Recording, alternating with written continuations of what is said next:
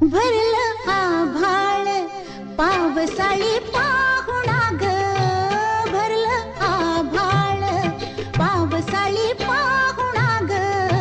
बाई श्रावणाचं ऊन मला झेपेना, बाई श्रावणाचं ऊन मला झेपेना ग.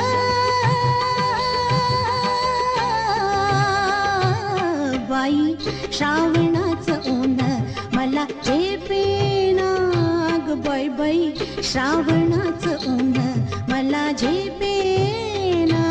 पिवळ्या पंखाचा पक्षी नाव